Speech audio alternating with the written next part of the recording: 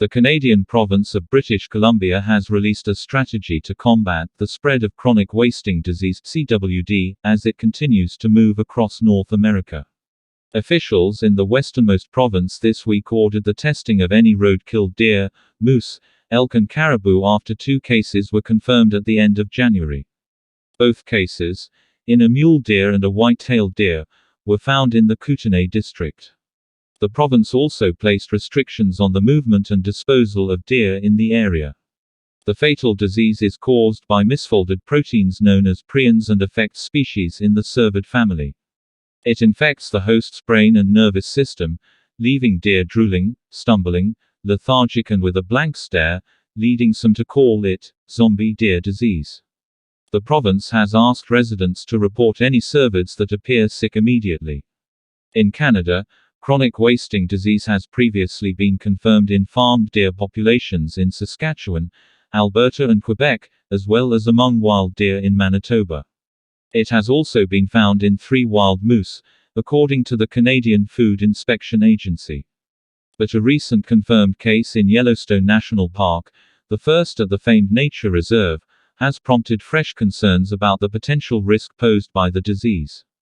Experts remain divided over whether CWD could make the leap to humans, as bovine spongiform encephalopathy, or mad cow disease, did nearly 4 decades ago.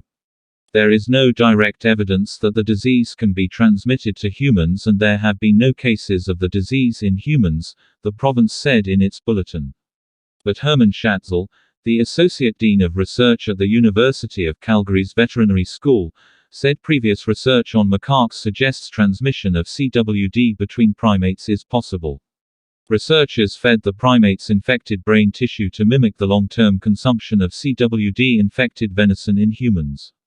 In our experimental models, it's very likely that CWD can infect humans. Has it ever happened before? There is no positive evidence where you can say a human had this prion disease from the consumption of venison, he told The Guardian. But will it happen in the future? Very likely, yes. Schatzel said the rapid spread of the disease across North America and Scandinavia, and the likelihood of it becoming more variable over time, should raise concerns. If chronic wasting disease goes into humans, can it go from human being to human being? That's the worst case scenario, that you have transmission, a little bit like avian influenza transmitting between humans or like COVID making the leap to humans. He said research into macaques deliberately infected with CWD found more indicators of the disease in the spinal cord than in the central nervous system. The thing is, nobody really looks there. And so that's a question. If we were looking for it in the typical places, would we see it? I don't think so. I suspect it would look more like an atypical disease. Schatzel says the long incubation period of prion diseases means that if a human were infected now, you would see nothing, probably, and it would take many, many years to show up, and that's a problem.